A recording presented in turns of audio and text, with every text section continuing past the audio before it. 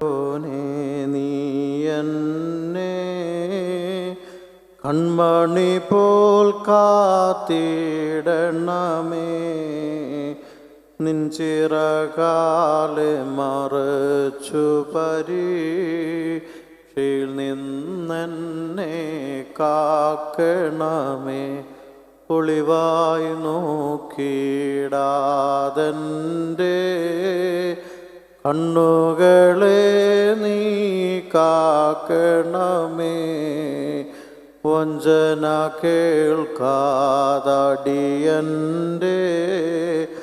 കാതുകളെയും കാക്കണമേ. ആത്മശരീര മനസ്സുകളാ എന്നോടെ തിരുമുൽ കാഴ്ചകളെ ശോഭ കലർന്ന വിളക്കുകളാ ഞാൻ കത്തിപ്പാറാകണമേ.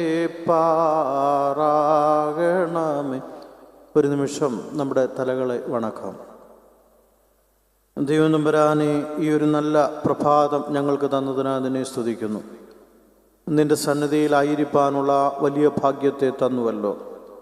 വിവിധ ഭവനങ്ങളിലും വിവിധ ഇടങ്ങളിലുമായിരുന്നു ഞങ്ങളെ കൂട്ടിവരുത്തിയിരിക്കുന്നുവല്ലോ. അല്പനിമിഷം അവിടുത്തെ തൃപ്പാദത്തെങ്കിലിരുന്ന് അവിടുത്തെ വചനത്തെ, ഞങ്ങളോടുള്ള അവിടുത്തെ ദൂതിനെ കേൾക്കുവാനുള്ള സന്നദ്ധതയും മനോബലവും ഞങ്ങൾക്ക് തരണമേ. തിരുവചനം ഞങ്ങളിൽ രൂപാന്തരീകരണത്തിന് കാരണമായി തീരുകയും ഞങ്ങളെ തന്നെ വ്യത്യസ്തരായ മനുഷ്യരാക്കി നിനക്കനുയോജ്യരായ വ്യക്തികളാക്കി തീർക്കുകയും ചെയ്യണമേ. ഞങ്ങൾ മൂലം ഞങ്ങളുടെ കുടുംബത്തിനും അംഗങ്ങൾക്കും ഞങ്ങളുടെ ഇടവകകൾക്കും സഭയ്ക്കും ഈ സമൂഹത്തിനും പ്രയോജനമുണ്ടാകുവാൻ, രൂപാന്തരീകരണം ഉണ്ടാകുവാൻ ഇടവരുത്തണമേ. നന്മകളല്ലാതെ തിന്മകളൊന്നും ഞങ്ങളിൽ നിന്നുണ്ടാകരുത്. വാക്കും പ്രവൃത്തിയും അവിടുത്തെ തിരുനാമ മഹത്വത്തിന് അനുയോജ്യമായതാക്കി തീർക്കണമേ. ആയത് പിതാവിൻ്റെയും പുത്രൻ്റെയും പരിശുദ്ധ റൂഹായുടെ നാമത്തിൽ തന്നെ ആമേൻ. ദൈവ തിരുനാമത്തിന് മഹത്വമുണ്ടായിരിക്കട്ടെ. ക്രിസ്തു യേശുവിൽ ഏറ്റവും ആദരണീയരും സ്നേഹബന്ധിതരുമായിരിക്കുന്ന പ്രിയപ്പെട്ട ആൻഡ്രൂസ് അച്ഛൻ, ലിജോ അച്ഛൻ, കുര്യാക്കോസ് അച്ഛൻ, ഇവിടെ ആയിരിക്കുന്ന പ്രിയപ്പെട്ട മാതാപിതാക്കളെ, സഹോദരങ്ങളെ, ക്രിസ്തു യേശുവിൻ്റെ ധന്യനാമത്തിൽ സ്നേഹവന്ദനം. സൗഖ്യം എന്ന വാക്ക് യേശുക്രിസ്തുവിൻ്റെ മിനിസ്ട്രിയുമായി, ദൈവരാജ്യവുമായി വളരെ ബന്ധപ്പെട്ട ഒരു വാക്കുകളാണ്. യേശുക്രിസ്തുവിൻ്റെ പരസ്യ ശുശ്രൂഷയിലെ അത്ഭുതങ്ങളിലൊക്കെ സൗഖ്യത്തിൻ്റെ ഹീലിംഗ് മിനിസ്ട്രി എന്ന ഒരു വസ്തുത നിഴലിച്ചിരിക്കുന്നു. ഇന്നും നമുക്കറിയാം, സൗഖ്യത്തിന് മനുഷ്യ ജീവിതത്തിന് വളരെ വലിയ പ്രാധാന്യം ഉണ്ട്. ആരോഗ്യകരമായ ഒരു ശരീരത്തിനുടമയായി ആരോഗ്യകരമായ ജീവിത സാഹചര്യത്തിൽ വസിക്കുക എന്നുള്ളത് ഇന്ന് എത്ര വലിയ പണത്തേക്കാളും വലുതാണ്, എത്ര വലിയ സമ്പാദ്യത്തേക്കാൾ വലുതാണെന്ന് നമുക്കറിയാം. അത്രത്തോളം ആരോഗ്യത്തിന് വളരെ വലിയ പ്രാധാന്യം കൽപ്പിക്കുന്ന അല്ലെങ്കിൽ ആവശ്യമായിരിക്കുന്ന ഒരു സമൂഹ മധ്യത്തിൽ അല്പസമയ ചിന്തയ്ക്കായി എടുത്തിരിക്കുന്ന വേദഭാഗം വിശുദ്ധ യോഹന്നാൻ്റെ സുവിശേഷം 5-ാം അധ്യായം അതിൻ്റെ 7-ാം വാക്യമാണ്. നമുക്കെല്ലാവർക്കും സുപരിചിതമായ ഒരു വേദഭാഗമാണത്. അതുകൊണ്ട് തന്നെ ഞാനത് വായിക്കുമ്പോൾ തന്നെ വളരെ സുവ്യക്തതയോടുകൂടി നമുക്കെല്ലാവർക്കും അറിയാവുന്ന ഭാഗമാണ്. വിശുദ്ധ യോഹന്നാൻ്റെ സുവിശേഷം 5-ാം അധ്യായം അതിൻ്റെ 7-ാം വാക്യം. രോഗി അവനോട്, യജമാനനെ, വെള്ളം കലങ്ങുമ്പോൾ എന്നെ കുളത്തിലാക്കുവാൻ എനിക്കാരുമില്ല. ഞാൻ തന്നെ ചെല്ലുമ്പോൾ മറ്റൊരുത്തൻ എനിക്ക് മുൻപായി ഇറങ്ങുന്നു എന്ന് ഉത്തരം പറഞ്ഞു. രോഗി അവനോട്, യജമാനനെ, വെള്ളം കലങ്ങുമ്പോൾ എന്നെ കുളത്തിലാക്കുവാൻ എനിക്കാരുമില്ല. ഞാൻ തന്നെ ചെല്ലുമ്പോൾ മറ്റൊരുത്തൻ എനിക്ക് മുൻപായി ഇറങ്ങുന്നു എന്ന് ഉത്തരം പറഞ്ഞു.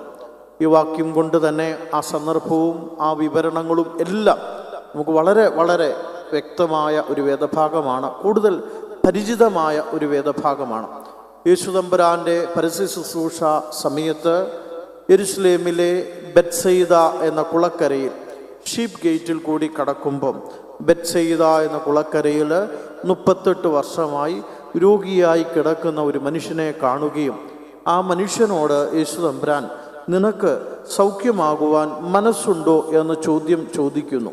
ആ ചോദ്യത്തിന് ഉത്തരമായിട്ടാണ് ഇവിടെ പ്രതിപാദിച്ചിരിക്കുന്ന വേദവാക്യം. ഈ രോഗിയുടെ മറുപടി അവിടെ വച്ചിരിക്കുന്നത്. ഇതൊരു സംഭവ വിവരണമായിട്ടാണ് യോഹന്നാൻ ശ്ലീഹ തൻ്റെ സുവിശേഷത്തിൽ രേഖപ്പെടുത്തിയിരിക്കുന്നത്. നമുക്കറിയാം, യോഹന്നാൻ സുവിശേഷകൻ്റെ സുവിശേഷം മറ്റ് 3 സുവിശേഷങ്ങളിൽ നിന്ന് വ്യത്യസ്തമായ രീതിയിൽ എഴുതപ്പെട്ടിട്ടുള്ളവയാണ്. അവിടെ പരാമർശിക്കുന്ന 99% വസ്തുതകളും മറ്റു സുവിശേഷങ്ങൾ പറയാത്ത വസ്തുതകൾ കൂടിയാണ്. യോഹന്നാൻ സുവിശേഷകനെ പറ്റി ഞാൻ കൂടുതലായി പറയേണ്ടതില്ല, നമുക്കെല്ലാവർക്കും അറിയാവുന്ന വസ്തുതകളാണ്. സുവിശേഷകൻ ഇതുകൂടാതെ 3 ലേഖനങ്ങളുണ്ട്. അത് കഴിഞ്ഞ് വെളിപാട് പുസ്തകം സുവിശേഷകൻ എഴുതിയതായിട്ട് പറയുന്നു. അങ്ങനെ 5 പുസ്തകങ്ങൾ സുവിശേഷകൻ്റെ പേരിലുണ്ട്. സുവിശേഷകൻ ഇതിൽ യോഹന്നാൻ്റെ സുവിശേഷത്തിലാണ്, 20-ാം അധ്യായത്തിലാണ് എന്തുകൊണ്ടാണ് ഒരു സുവിശേഷം എഴുതേണ്ടുന്ന ആവശ്യകത എന്നുള്ള വസ്തുത സൂചിപ്പിക്കുന്നത് ഈ പുസ്തകത്തിലാണ്. നമുക്കറിയാം, മറ്റ് പുസ്തകങ്ങളൊക്കെ ഈ 4 സുവിശേഷങ്ങൾ മാറ്റി നിർത്തുമ്പോൾ മറ്റുള്ളതൊക്കെ കത്തുകളായിട്ടോ ഉപദേശങ്ങളായിട്ടോ ഒക്കെ നൽകപ്പെട്ടിട്ടുള്ള വസ്തുതകളാണ്. എന്നാൽ ഈ 4 സുവിശേഷങ്ങൾ യേശുക്രിസ്തുവിൻ്റെ പരസ്യ ശുശ്രൂഷ വൃത്താന്തം രേഖപ്പെടുത്തിയിരിക്കുന്ന വസ്തുതകളാണ്. സുവിശേഷകൻ തന്നെ പറയുന്നു, നിത്യജീവൻ ഉണ്ടാകാൻ വേണ്ടി വളരെ സെലക്റ്റീവായിട്ടുള്ള വസ്തുതകൾ മാത്രമേ മുമ്പിൽ വെച്ചിട്ടുള്ളൂ എന്നൊക്കെ തന്നെ. മറ്റൊരു വസ്തുതയാണ് യോഹന്നാൻ സുവിശേഷകൻ്റെ വസ്തുത. നിഗൂഢ ഭാഷയിൽ, രഹസ്യ ഭാഷയിൽ, മിസ്റ്റീരിയസ് ആയിട്ട് എഴുതപ്പെട്ടിട്ടുള്ള പുസ്തകമായിട്ടാണ് യോഹന്നാൻ്റെ സുവിശേഷത്തെയും പുസ്തകങ്ങളെയും കാണുന്നത്.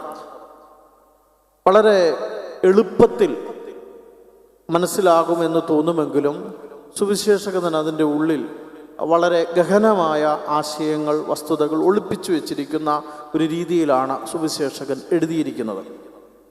നമ്മൾ വായിച്ചതായ വേദഭാഗത്തിൻ്റെ വസ്തുതകളിലേക്ക് വന്നാൽ,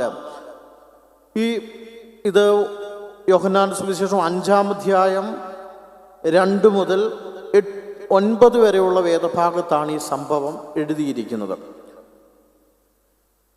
അതിൻ്റെ 2 മുതൽ 5 വരെയുള്ള ഭാഗം ഈ കുളത്തെക്കുറിച്ച്, ഇതൊരു ഷീപ്പ് ഗേറ്റിൽ കൂടി കടക്കുമ്പോഴാണ്, ബെത്സയിദ എന്നാണ് ഈ കുളത്തിന് പേര്. ഈ കുളത്തിന് 5 മണ്ഡപമുണ്ട്. കുളത്തിൻ്റെ പ്രത്യേകത, അവിടെ ആരൊക്കെയാണ് സൗഖ്യമാക്കുന്നത്, ഇങ്ങനൊരു ആമുഖ വാക്കുകളാണ് 5-ാം വാക്യം വരെയും സുവിശേഷകൻ രേഖപ്പെടുത്തുക. അതായത് ഈ സംഭവ വിവരണത്തിൻ്റെ 3/4% അതിൻ്റെ ആമുഖമാണ്. അത് ഈ കുളത്തെക്കുറിച്ചും അവിടുത്തെ പരിതസ്ഥിതിയെക്കുറിച്ചുമാണ് പരാമർശിച്ചിരിക്കുന്നത്. 6-ാം വാക്യത്തിലാണ് ഈ രോഗിയോട് യേശുക്രിസ്തു ചോദിക്കുന്നത്. ഇവനെ കാണുന്നു, 38 വർഷമായി കിടക്കുന്ന രോഗിയോട് ചോദിക്കുന്നു, സൗഖ്യമാകാൻ മനസ്സുണ്ടോ എന്ന്. 7-ാം വാക്യത്തിൽ രോഗിയുടെ മറുപടി നമ്മളിവിടെ വായിച്ചു കേട്ടു.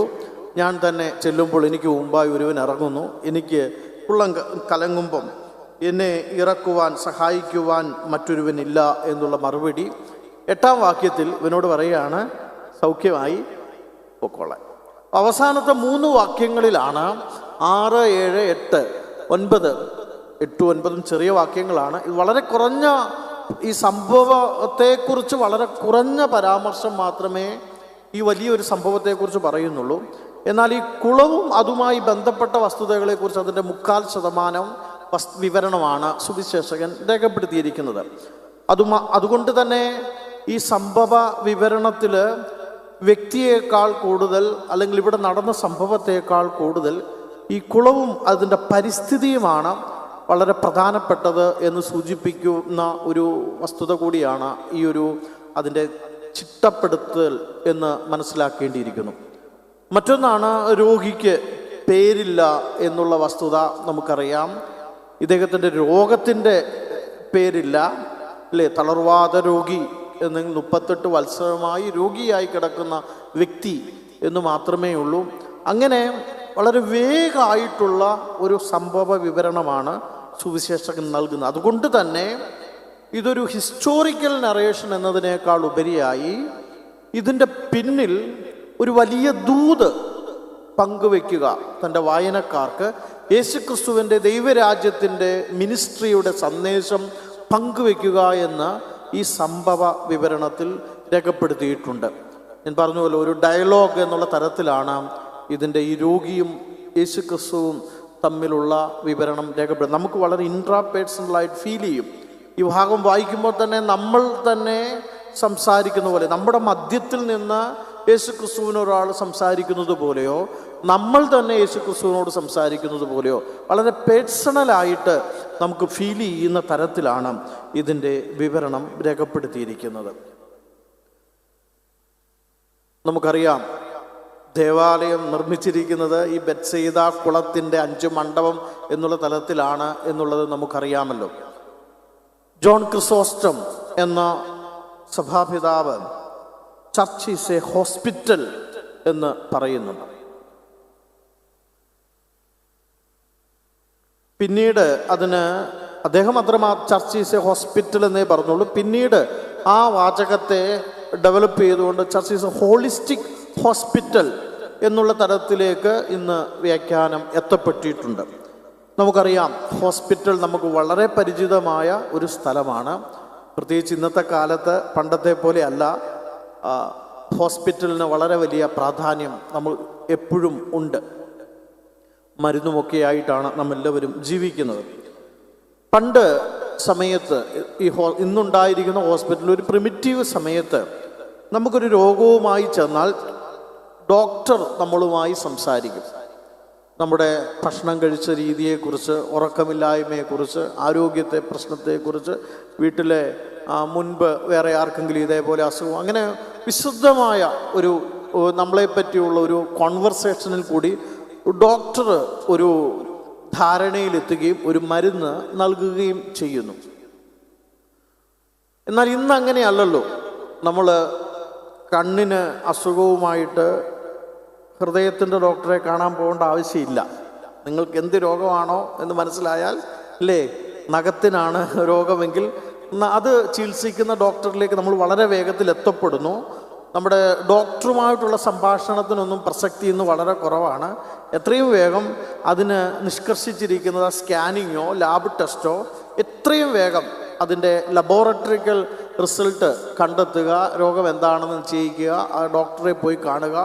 ഡോക്ടറിന് നിങ്ങൾക്ക് കണ്ണിനാണ്, പുരുകത്താണ് പ്രശ്നമെങ്കിൽ ആ പുരുകത്തിന് ആവശ്യമായ മരുന്ന് ഉടനടി തരും നിങ്ങളുടെ വസ്തുത. അപ്പം ഹോളിസ്റ്റിക് ഹോസ്പിറ്റൽ എന്നതുകൊണ്ട് ഹോസ്പിറ്റൽ നേരത്തെ എല്ലാ രോഗികളും വന്നിരുന്നത് ഒരു ഡോക്ടറിൻ്റെ അടുത്തോട്ടാണ്.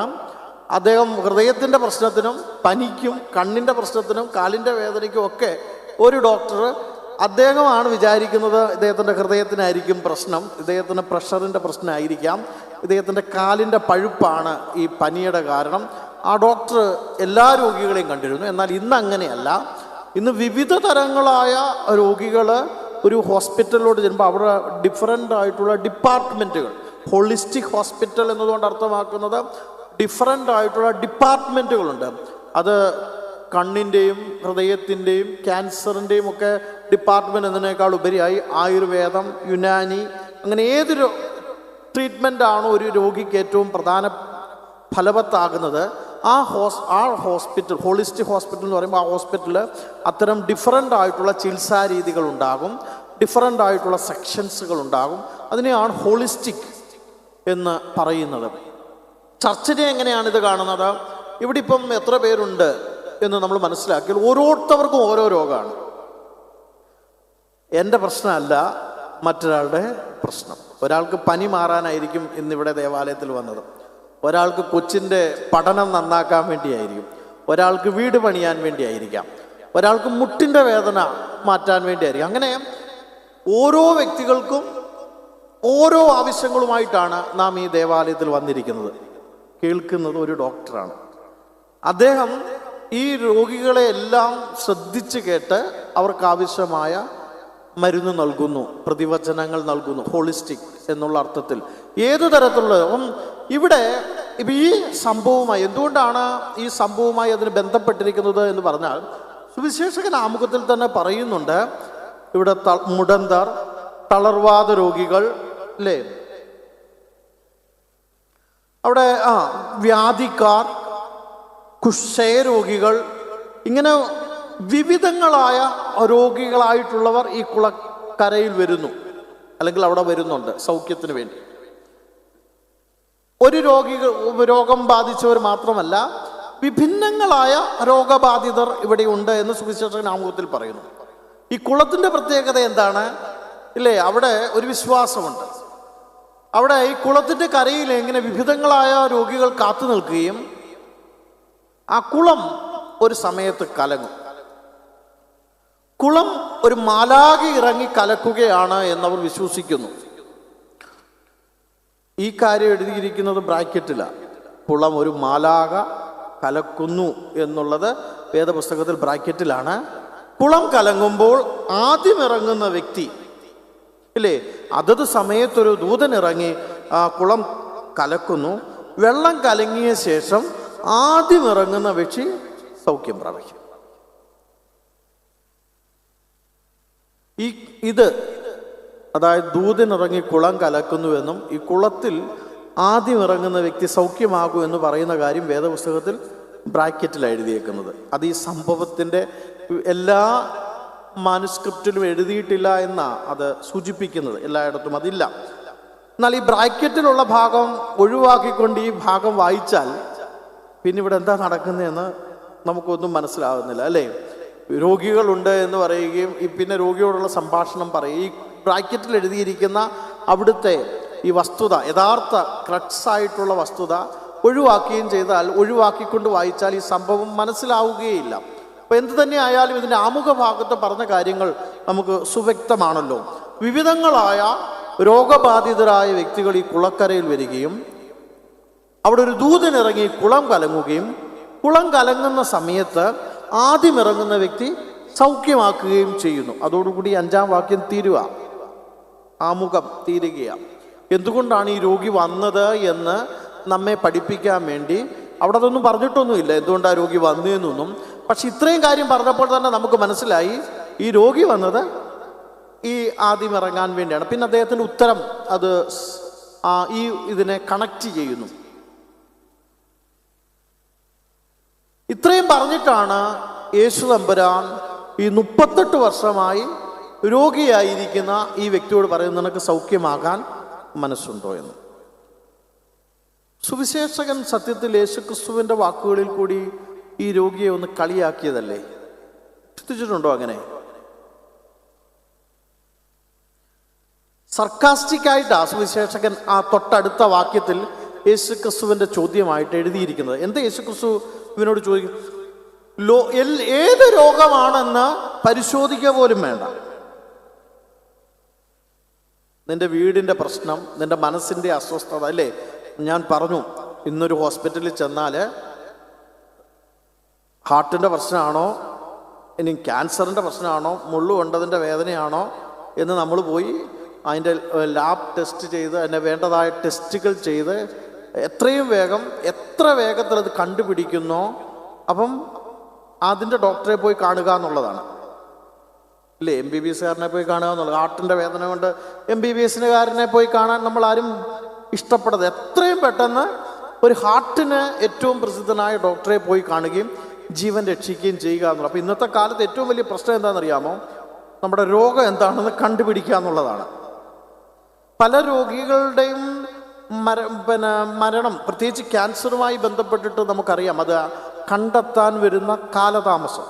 നമ്മൾ പക്ഷേ വിവിധ സമയത്ത് ഹോസ്പിറ്റലിൽ പോയി ലക്ഷണങ്ങൾ പറഞ്ഞോളൂ, പക്ഷെ ഡോക്ടറും നമ്മളും സംഭാഷണത്തിൽ നമുക്ക് ഇതാണ് ഇതിൻ്റെ പ്രശ്നം, അല്ലെങ്കിൽ ഇവിടെയാണ് പ്രശ്നമെന്ന് കണ്ടെത്താൻ പറ്റാതെ. അപ്പം എത്ര വേഗത്തിൽ രോഗലക്ഷണം മനസ്സിലാക്കി രോഗനിർണയം നടത്തിയോ സൗഖ്യം ഉറപ്പാണ്. എത്ര വേഗത്തിൽ കണ്ടെത്തുന്നു എന്നുള്ളതിൻ്റെ താമസം അനുസരിച്ചാണ്. എന്നാൽ ഇവിടുത്തെ പ്രത്യേകത എന്താണ്? നിങ്ങൾക്കൊരു പനിയുണ്ട്, നിങ്ങൾ അന്വേഷിക്കാൻ പോകണ്ട കാലിൻ്റെ മുറിവ് കൊണ്ടാണോ പ്രഷർ കൂടിയതുകൊണ്ടാണോ വേർക്കുന്നതെന്ന് അന്വേഷിക്കാൻ പോകണ്ട. എത്രയും വേഗം ഈ ബെത്സയിദ കുളക്കരയിലോട്ട് പോവുക, കുളത്തിൽ ചാടാൻ വേണ്ടി ഒരു ശ്രമം നടത്തുക. നിങ്ങൾക്ക് എന്ത് രോഗമാണ് എന്നുള്ള ഒരാളുടെയും നിർവചനം ആവശ്യമില്ല, കാറ്റഗറൈസ് ചെയ്യേണ്ട ആവശ്യമില്ല. നിങ്ങൾക്ക് രോഗമുണ്ട് എന്ന് നിങ്ങൾക്ക് മനസ്സിലായോ, ആ നിമിഷം നിങ്ങൾ പിന്നെ അടുത്ത് നോക്കേണ്ട എന്താണ്?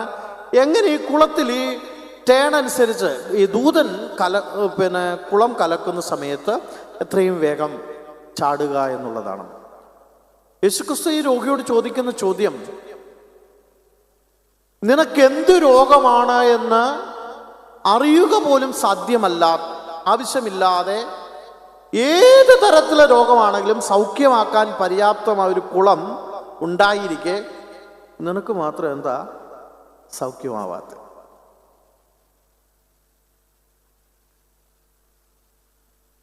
യേശുക്രിസ്തു സർവ്വരോഗത്തിനും മതിയായവനാണ് എന്ന് അല്ലേ ജനിച്ച അന്ന് മുതൽ നമ്മൾ കേൾക്കുക. ആരാധനയിൽ സംബന്ധിക്കുന്നു, ഉദാസകൾ സംബന്ധിക്കുന്നു, ദേവാലയത്തിൽ പോകുന്നു, നമുക്ക് ചെയ്യാനുള്ളത് ചെയ്യുന്നു, എല്ലാം ചെയ്യുന്നു. പക്ഷെ എന്നിട്ടും നിന്റെ വീട്ടിലെ പ്രശ്നം എന്താ മാറാത്തെ? എന്നിട്ടും എന്താ നിനക്ക് സമാധാനം കിട്ടാത്തെ? സൗഖ്യദായകന് ഒരു നിനക്ക് എന്ത് പ്രശ്നമെന്ന് മറ്റൊരാളോട് പോലും പറയണ്ട. നിന്റെ ഭർത്താവിനോട് പറയണ്ട, ഭാര്യയോട് പറയണ്ട, സഹോദരനോട് പറയണ്ട, സ്നേഹിതനോട് പറയണ്ട. നിനക്ക് തന്നെ എപ്പോഴാണോ ബോധ്യം വരുന്നത് ആ നിമിഷം ദേവാലയത്തിലേക്ക് വരിക, അല്ലേ? യേശുക്രിസ്തുവിനോട് സംഭാഷിക്കുക, സൗഖ്യം കിട്ടും. അതല്ലേ നമ്മൾ വിചാരിക്കുന്നത്, അവനെ തൊട്ടവരും അവൻ തൊട്ടവരും സൗഖ്യമായി. പക്ഷെ നിനക്കെന്താ ഈ ഇത്രയും വലിയ വൈദ്യൻ നിന്റെ മുൻപാകെ ഉണ്ടായിരിക്കെ, ഇത്ര വലിയ സൗഖ്യമാക്കുന്ന ഒരു ഹോസ്പിറ്റൽ ഉണ്ടായിരിക്കെ നീ മാത്രം എന്താ ഇപ്പോഴും ഈ 80-ാമത്തെ വയസ്സിലും ഇങ്ങനെ ഞരങ്ങിയും നിലവിളിച്ചും ദൈവം ഉണ്ടോ എന്ന് ചോദിച്ചും ഇരിക്കുന്നത്? ഇതാണ് ഈ രോഗിയോട് ചോദിക്കുന്ന ചോദ്യം. 38 എന്ന നമ്പറിന് വലിയ പ്രാധാന്യമുണ്ട്. മോശ അല്ലേ 40 വർഷം ഫറവോന്റെ കൊട്ടാരത്തിൽ താമസിച്ചു കഴിഞ്ഞപ്പോൾ, ഇതൊക്കെ വായിച്ചാൽ മതി. 40 വർഷം താമസിച്ചു കഴിഞ്ഞപ്പോഴാണ് മോശയ്ക്ക് മനസ്സിലായത് താൻ ഫറവോന്റെ കൊട്ടാരത്തിലല്ല, തന്നെ വളർത്തിയ അമ്മയുടെ അടുത്തോട്ട് പോകണം, തൻ്റെ ജനതയുടെ അടുത്തേക്ക് പോകണമെന്ന്. 40 വർഷം കഴിഞ്ഞപ്പോൾ മോശ അവിടെ ഒരു പ്രശ്നമുണ്ടായി, മോശ ഓടിപ്പോയി യിത്രോവിൻ്റെ അടുത്തേക്ക്. അവിടെ 40 വർഷം താമസിച്ചു കഴിഞ്ഞപ്പോഴാണ് മോശ തിരിച്ചു വന്നിട്ട് മോശയുടെ 80-ാമത്തെ വർഷമാണ് മോശ വീണ്ടും വന്ന് ലിബറേറ്ററായി മാറുന്നത്. ഇസ്രായേൽ ജനത സഞ്ചരിക്കുന്നത് എത്ര വർഷ? 40 വർഷം. 40 എന്ന നമ്പറിന് വേദപുസ്തകത്തിൽ ഒരായുസ് എന്നൊരർത്ഥമുണ്ട്, ഒരു പുരുഷായുസ് എന്നൊരർത്ഥം.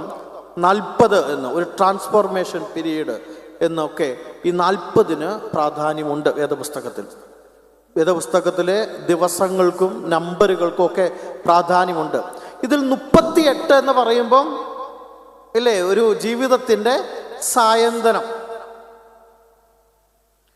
ഒരു പുരുഷായുസാണ് 40 വർഷമെന്ന് കണക്കാക്കിയാൽ അതിൻ്റെ അവസാന നിമിഷമാണ് ഈ 38 എന്ന്. അതായത് ഇവിടെ നിന്ന് പോയിട്ടില്ല, ലോകത്തുനിന്ന് പോയിട്ടില്ല, പ്രായമായി അതിൻ്റെ അങ്ങേയറ്റം ഇരിക്കുന്ന മക്കളെയും കൊച്ചുമക്കളെയും കണ്ട് അവസാനം ഇരിക്കുമ്പോഴും അപ്പം ചിന്തിക്കുന്ന ഒരു തളർന്നു പോയ താൻ ഒരു കണക്കെടുപ്പിൻ്റെ സമയം എന്ന് വേണമെങ്കിൽ പറയാം. താൻ കുഞ്ഞായിരുന്ന അന്നു മുതൽ ഇത്രത്തോളം താൻ എങ്ങനെ മക്കളെ വളർത്തി, താൻ എങ്ങനെ അവരൊക്കെ എവിടെ എത്തി, താൻ സമ്പാദിച്ചവയൊക്കെ എന്തിയെ, തൻ്റെ ആരോഗ്യമൊക്കെ എന്തിയെ, അങ്ങനെ ഒരു കണക്കെടുപ്പിൻ്റെ സമയം എന്ന് വേണമെങ്കിൽ ഈ 38 വർഷം ആയ രോഗിയായിരിക്കുന്ന വ്യക്തി. സെന്റ് എഫ്രൈം പറയുന്നത്, നമ്മൾ വസിക്കുന്നത് ദ ഹാർബർ ഓഫ് മിസ്ഫോർച്യൂൺ എന്ന വാക്ക് അദ്ദേഹം ഉപയോഗിക്കുന്നുണ്ട്. നഷ്ടങ്ങളുടെ തുറമുഖത്താണ് നമ്മൾ വസിക്കുന്നത്. എന്തുകൊണ്ടാണെന്ന് എഫ്രൈം പറയുന്നത്? എഫ്രൈം പറയുകയാണ്, ഈ ശരീരത്തിൽ വസിക്കുമ്പം രോഗവും ദുഃഖവും അസ്വസ്ഥതകളും പട്ടിണിയും ദാരിദ്ര്യവും വിശപ്പും അങ്ങനെ അതില്ലാത്ത നിമിഷമില്ല. ജനിച്ചു വീഴുന്ന കുഞ്ഞു മുതൽ മരിക്കുന്ന നിമിഷം വരെയും ശരീരത്തിൽ വസിക്കുന്നു. ജൈവികമായ ശരീരത്തിൽ വസിക്കുന്ന അവസരത്തിൽ രാജകൊട്ടാരത്തിലിരിക്കുന്ന വ്യക്തിക്ക് പോലും, എല്ലാ സൗഭാഗ്യങ്ങളുടെ മധ്യ നിൽക്കുന്ന വ്യക്തിക്കും ഈ ശരീരമയമായ പ്രശ്നങ്ങളിൽ ആകുലപ്പെടുകയും അസ്വസ്ഥപ്പെടുകയും ചെയ്യേണ്ടി വരും. അതുകൊണ്ടാണ് ശരീരത്തിൽ വസിക്കുന്ന സമയത്ത് ഞെരുക്കിക്കൊണ്ട് ഞങ്ങൾ വസിക്കുന്നു എന്ന് പൗലോസ് ലീഗ സൂചിപ്പിക്കുന്നു. അപ്പം എത്ര വലിയ വിശുദ്ധനായ വ്യക്തിയും ഈ 38 രോഗിയാണ് ഈ ശരീരത്തിൽ വസിക്കുന്നത് കൊണ്ട്. സൗഖ്യം വരുന്ന എപ്പോഴാണ്? ഇത് ലിബറേറ്റ് ചെയ്യപ്പെടും. ഈ ശരീരം വിട്ടിട്ട് നമ്മൾ സ്വർഗീയൻ്റെ തേജസ് വഹിക്കുമ്പോഴാണ് പിന്നെ നമുക്ക് ഭക്ഷണത്തെക്കുറിച്ചോ ആരോഗ്യത്തെക്കുറിച്ചോ മക്കളെക്കുറിച്ചോ വസ്തുവകകളെക്കുറിച്ചോ ഒന്നും ചിന്തിക്കേണ്ട. മാലാഖമാർക്ക് സദൃശമായ ജീവിതത്തിലേക്ക് മാറ്റപ്പെടുമ്പോഴാണ് യഥാർത്ഥ സൗഖ്യത്തിലേക്ക് വരാൻ കഴിയത്തുള്ളൂ എന്നുള്ളത്. ഈ വ്യക്തിയോട് ചോദിച്ചതാ, നിന്റെ ഇത്രയും നീ ജനിച്ചു വീണത് സഭയിലേക്കാണ്, ആരാധന അല്ലേ, ദിവസവും പ്രാർത്ഥന, രാവിലെയും വൈകുന്നേരവും ഉച്ചയ്ക്കും പ്രാർത്ഥന, ഈ വിഭിന്നങ്ങളായ ഇടവേളകളിൽ സഭയുടെ ഇടപെടൽ, പ്രസംഗങ്ങൾ കേൾക്കുന്നു, ധ്യാനം കേൾക്കുന്നു, തിരിച്ചുവരവ്, ഇങ്ങനെയൊക്കെ ഉണ്ടായിട്ടും നിനക്ക് മാത്രം എന്താ ഈ സൗഖ്യമാകാതിരിക്കുന്നത്? നീ മനസ്സിലാക്കുന്നുവോ എന്ന് ചോദ്യം. സുവിശേഷത്തിന് അത് തന്നെയാണ് അവിടെ. അതുകൊണ്ട് രോഗിയുടെ പേര്, രോഗത്തിൻ്റെ പേര് ഒന്നും പരാമർശിക്കാത്തത് എന്നുള്ളത് നമുക്കറിയാമല്ലോ. നമ്മുടെ പേരും നമ്മുടെ ആവശ്യവും അല്ലെങ്കിൽ നമ്മളായിരിക്കുന്ന അവസ്ഥയും സൂചിപ്പിക്കുക, അല്ലെങ്കിൽ അതിനോട് അവിടെ പൂരിപ്പിക്കുക എന്നത് തന്നെയാണ് സുവിശേഷം അർത്ഥമാക്കുന്നത്. അവിടെയാണ് ഇത് സൗഖ്യമാകാൻ മനസ്സുണ്ടോ എന്ന് ചോദിക്കുമ്പോൾ യെസ് ഓർ നോ അല്ലേ പറയേണ്ടത്. നമ്മളോട് ചോദിക്കുക, യേശു തമ്പുരാൻ ചോദിക്കുകയാണ്, നിനക്ക് സൗഖ്യമാകാൻ മനസ്സുണ്ടോ, അല്ലെങ്കിൽ നിന്റെ ജീവിത സാഹചര്യമൊക്കെ മാറി ഒരു വിശുദ്ധനായി ജീവിക്കാൻ ആഗ്രഹമുണ്ടോ എന്ന് ചോദിച്ചാൽ ഇല്ലേ. നമുക്കറിയാമല്ലോ, ഒരു കാർട്ടൂൺ, ഒരു പ്രസംഗകൻ ചോദിക്കുന്നുണ്ട്, സ്വർഗരാജ്യത്തിൽ പോകാൻ താല്പര്യമുള്ളവരെന്ന് കൈ ഉയർത്താൻ പറഞ്ഞപ്പം എല്ലാവർക്കും സ്വർഗരാജ്യത്തിൽ പോകണം. ആർക്കാണ് സ്വർഗരാജ്യത്തിൽ പോകേണ്ടാത്തത്? എല്ലാവരും സ്വർഗരാജ്യത്തിൽ പോകാൻ കൈ ഉയർത്തുന്നു എന്ന് പറഞ്ഞാൽ ഇവിടെ ഇരിക്കുന്ന എല്ലാവരും യേശു തമ്പുരാൻ വന്നിട്ട് പറയാണ് സൗഖ്യമാകണോ എന്ന് ചോദിച്ചാൽ എല്ലാവരും മുമ്പിൽ. ആർക്കാണ് വേണ്ടാത്തത്? എനിക്കൊരു സൗഖ്യം വേണ്ട, ഇപ്പോഴിരിക്കുന്ന ഈ ഷുഗറിൽ തന്നെ, ഈ അസ്വസ്ഥതയിൽ തന്നെ ഇരുന്നാൽ മതി എന്ന് വിചാരിക്കുന്നവർ എത്ര പേരായിരിക്കും? എല്ലാവർക്കും സൗഖ്യമാക്കണം. അപ്പൊ യെസ് ഓർ നോ ആണ് ഈ വ്യക്തി. പക്ഷെ ഇദ്ദേഹം പറയുന്നത് യെസ് ഓർ നോ എന്നാണോ? അല്ല. അതാണ് ഞാൻ പറഞ്ഞ നമ്മുടെ ചിന്താവാക്യം. രോഗി അവനോട് മറുപടി പറയുന്നത്, യജമാനനെ, വെള്ളം കലങ്ങുമ്പോൾ എന്നെ കുളത്തിലാക്കുവാൻ എനിക്ക് ആരുമില്ല, ഞാൻ തന്നെ ചെല്ലുമ്പോൾ മറ്റൊരുത്തിന് എനിക്ക് മുമ്പായി ഇറങ്ങുന്നു എന്ന് ഉത്തരം പറഞ്ഞു. എന്നെ രോഗി അവിടെ ഒരു വേറൊരു ഉത്തരമാ പറഞ്ഞത്, ചോദ്യവുമായി ബന്ധമില്ലാത്ത, എന്നാൽ ചോദ്യത്തിൻ്റെ ഉത്തരം ലഭിക്കുന്ന ഉത്തരം. എനിക്ക് സൗഖ്യമാകാൻ മനസ്സുണ്ട്, പക്ഷെ ഇന്ന കാരണത്താൽ എനിക്ക് പറ്റുന്നില്ല, അല്ലെങ്കിൽ സൗഖ്യമാകുന്നില്ല എന്ന്.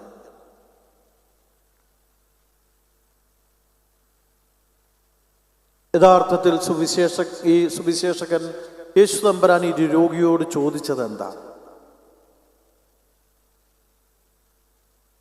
സൗഖ്യമാകാൻ മനസ്സുണ്ടോ എന്നാണോ?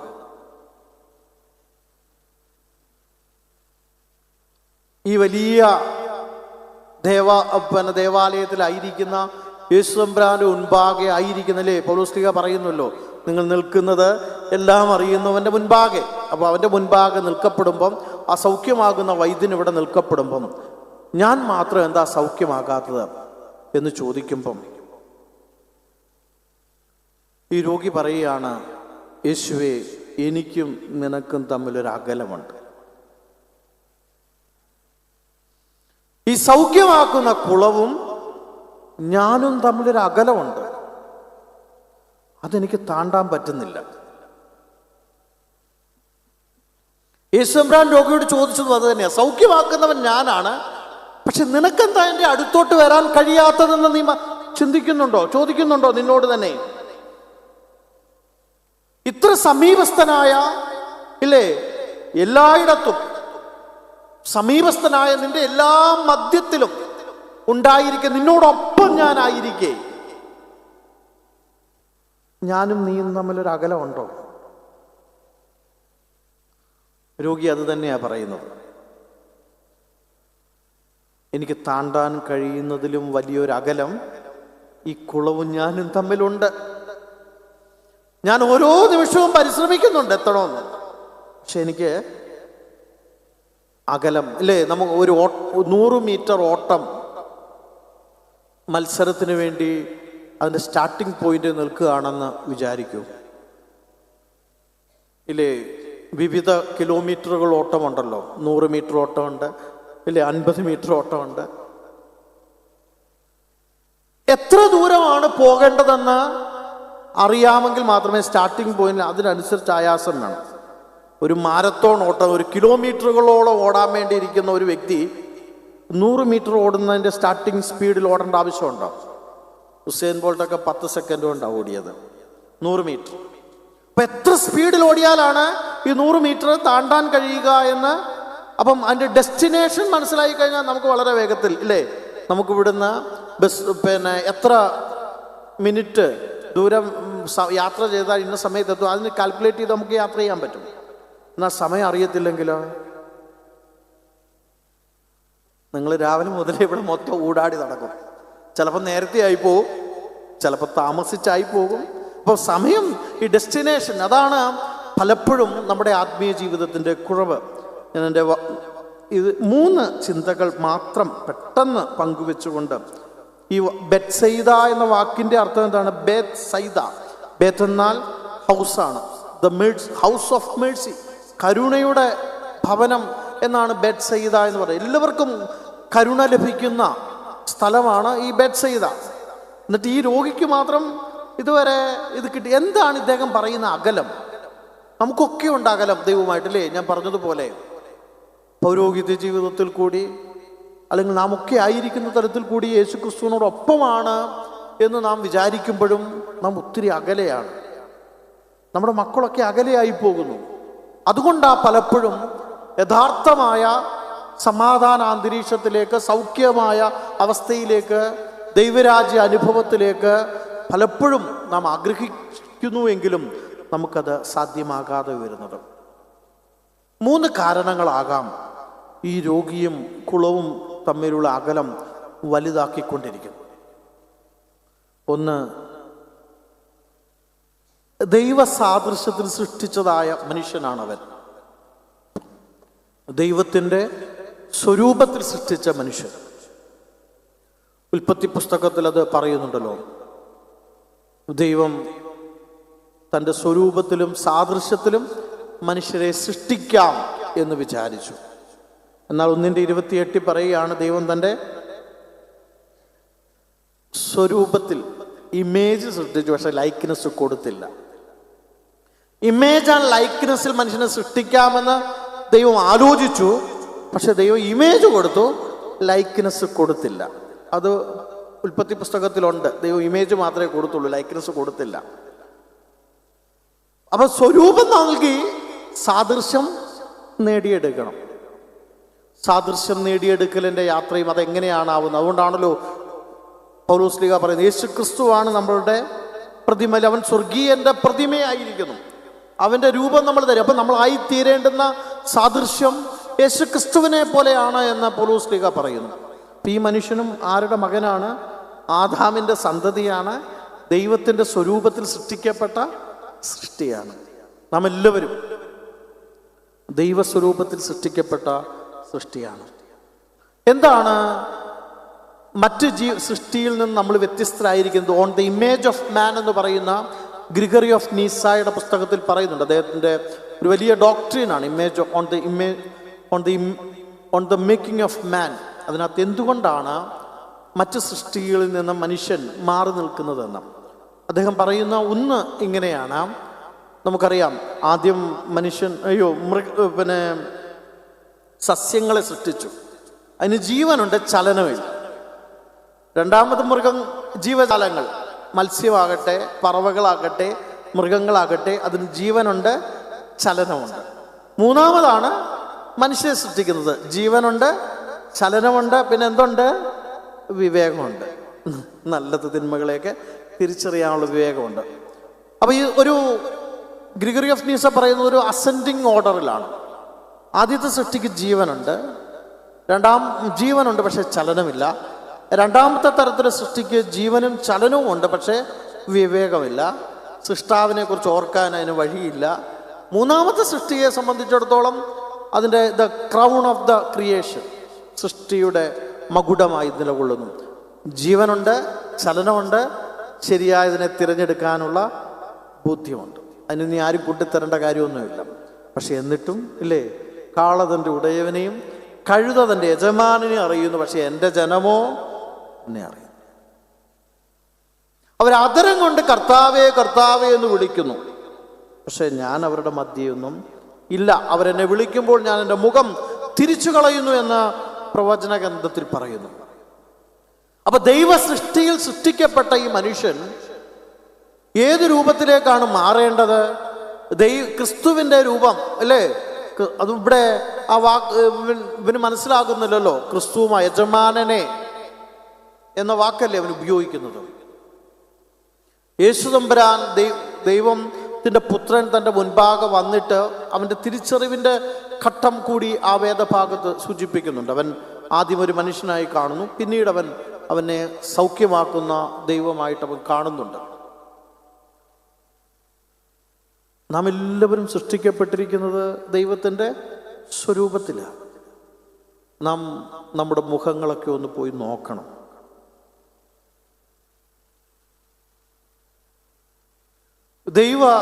അല്ലേ, മാമോദീസ സമയത്ത് പുരോഹിതൻ പറയുന്നുണ്ട്, ഇല്ല ഇത് ദൈവ സൃഷ്ടിയാകുന്നു എന്ന്. പിശാചിനോട് നീ ഇതിനെ സമീപിക്കരുതെന്ന് ശാസിക്കുന്നുണ്ട്.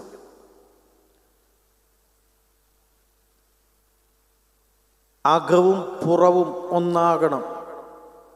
ജൽപ്പനങ്ങൾ മാത്രമായി പോകുന്ന ഒരു വ്യക്തിക്ക് എങ്ങനെയാ സൗഖ്യം കിട്ടുന്നത്? അതാ സുവിശേഷത്തിൽ പറയുന്നത്, കർത്താവേ കർത്താവേ എന്നവർ വിളിക്കുന്നുണ്ട്, പക്ഷെ അവരെന്നെയല്ല വിളിക്കുന്നത്. അവർ പൊതുമധ്യത്തിൽ വളരെ പ്രാർത്ഥനാ ജീവിതം ഉള്ളവരാണ്. മറ്റുള്ളവരുടെ മുമ്പാകെ അവർ എല്ലായിടത്തും ഉണ്ട്, പെരുന്നാളുകളിലുമുണ്ട്, കൂദാശകളിലുമുണ്ട്, എല്ലായിടത്തും ഉണ്ട്. പക്ഷെ അവർ ഉള്ളിലോ, അവർ മഴ പെയ്യാൻ വേണ്ടി പ്രാർത്ഥിക്കാൻ പോകും, പക്ഷെ മഴ പെയ്യത്തില്ല എന്ന് അവർക്ക് ഭയങ്കര ഉറപ്പാണ്.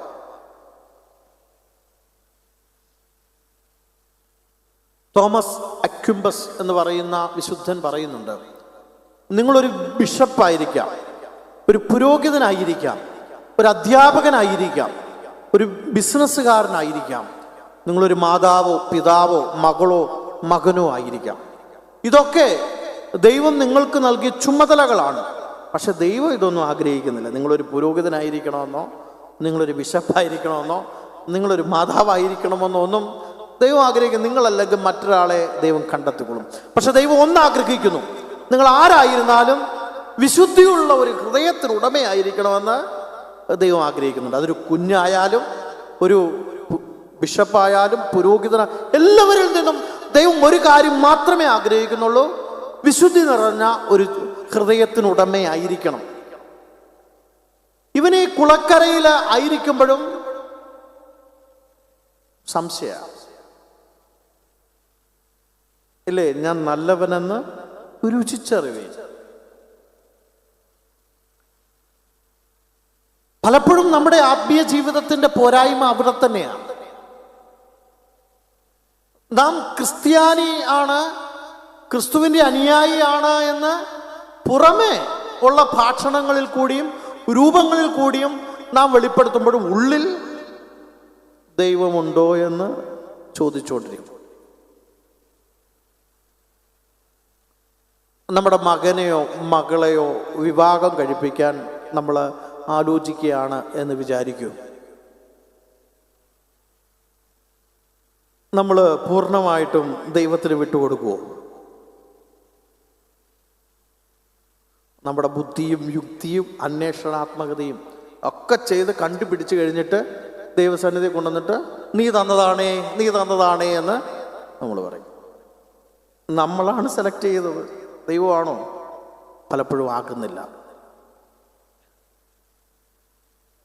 അതുകൊണ്ട് പലപ്പോഴും അതാ ഞാൻ പറഞ്ഞത്, ദൈവത്തിൻ്റെ തിരഞ്ഞെടുപ്പിലേക്ക് ദൈവത്തിന് പൂർണ്ണമായി വിട്ടുകൊടുക്കാതെ എല്ലാ കാര്യങ്ങളിലും നമ്മൾ തന്നെയാണ് നിശ്ചയിക്കുന്നത്. നമ്മൾ ഓൾറെഡി നിശ്ചയിച്ച് കഴിഞ്ഞിരിക്കുന്നു. മുട്ടിൻ്റെ വേദനയുടെ സൗഖ്യം നിശ്ചയിച്ച് കഴിഞ്ഞിരിക്കുന്നു, അത് കിട്ടിയിരിക്കണം. ദൈവത്തിന് ആഗ്രഹം മുട്ടുവേദന അവിടെ ഇരിക്കണമെന്നാണെങ്കിൽ പിന്നെ കോൺഫ്ലിക്റ്റായി. ഇതെല്ലായിടത്തുമുണ്ട്. ഞാൻ നിസ്സാരമായ ചില കാര്യങ്ങൾ പറഞ്ഞു എന്ന് മാത്രമേ ഉള്ളൂ. ദൈവത്തിന് പൂർണ്ണമായി വിട്ടുകൊടുക്കാൻ സാധിക്കാത്ത ഒരു മനസ്സിനുടമയായ വ്യക്തികൾക്ക് എങ്ങനെയാണ് സൗഖ്യം വരാൻ കഴിയുക? പൂർണ്ണമായി വിട്ടുകൊടുക്കാൻ കഴിയാത്ത വ്യക്തികൾക്ക്, കുടുംബത്തിന്, ജീവിതത്തിന് എങ്ങനെയാണ് ദൈവത്തിന് പ്രവർത്തിക്കാൻ കഴിയുക?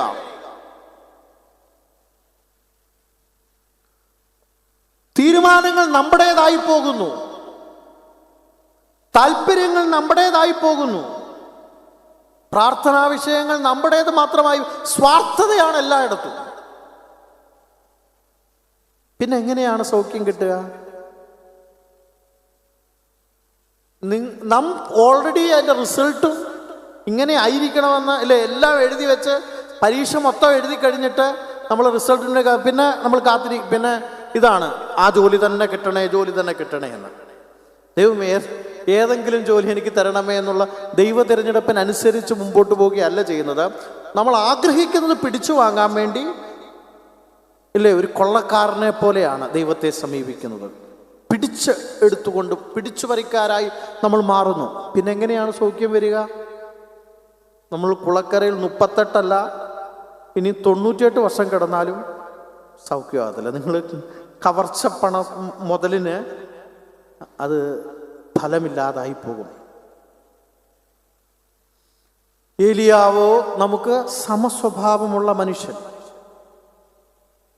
അവൻ പ്രാർത്ഥിച്ചപ്പം 3 വത്സരവും മഴ പെയ്യാതിരുന്നു. വീണ്ടും അവൻ പ്രാർത്ഥിച്ചപ്പം മഴ പെയ്തു എന്ന് യാക്കോബ് ശ്ലീഹ പറയുന്നു. നമ്മളിത് വേദപുസ്തകത്തിൽ വായിക്കുന്നതല്ലേ. എന്തേ നമ്മൾ പ്രാർത്ഥിച്ചിട്ട് മഴ പെയ്യാതിരിക്കുന്നു? മഴ പെയ്യൂ? യേശുബ്രാനതന് പറഞ്ഞു അല്ലേ, കടുകുമണിയോളം വിശ്വാസമുണ്ടെങ്കിൽ മല കടലിൽ പോകും, ഈ അത്തി പറഞ്ഞു പോകും. പക്ഷെ നമ്മളൊന്നും പ്രാർത്ഥിച്ചിട്ട് സംഭവിക്കുന്നില്ല എന്ന് പറഞ്ഞാൽ അതിൻ്റെ അർത്ഥം എന്താണ്? ഒരച്ചു നോക്കേണ്ടിയിരിക്കുന്നു. മുഖം മൂടികൾ അഴിഞ്ഞു പോയി കഴിയുമ്പോഴേ ഉള്ളിലുള്ള രൂപം പുറത്തു വരും. അപ്പോൾ ഏത് രൂപമാണ് അന്നേരെ മനസ്സിലാക്കും. അതുകൊണ്ടാണ് ഞാൻ പറഞ്ഞത്, ദൈവം ഇമേജ് തന്നു, പക്ഷെ സാദൃശ്യം നമ്മൾ നേടിയെടുക്കണം. സൗഖ്യം ഇല്ലേ, സൗഖ്യം എങ്ങോട്ടാവണ്ടേ? യഥാർത്ഥ മുഖത്തിലോട്ടല്ലേ നമുക്ക് ഇല്ലേ വരയ്ക്കാൻ പറ്റൂ. നമ്മൾ ഇട്ടേക്കുന്ന മേക്കപ്പ് പുറമേ ഉള്ള വസ്തുക്കൾ കൊണ്ടാണെങ്കിൽ കുളിച്ചു കഴിയുമ്പോൾ അത് പോകും. അപ്പോൾ യഥാർത്ഥ മുഖം പുറത്തു വരും. എത്ര മനോഹരമാക്കിയാലും അത് ഏച്ചു കെട്ടിയതാണ്. അപ്പം നമ്മുടെ യഥാർത്ഥ മുഖം എപ്പം പുറത്തു വരും? വിശ്വാസത്തെ ദൈവം ഒന്ന് പരീക്ഷിച്ചു കഴിഞ്ഞാൽ അപ്പോഴാണ് സൗഖ്യം വേണോ വേണ്ടോ എന്നൊക്കെ ദൈവം ചിന്തിക്കുന്നത്.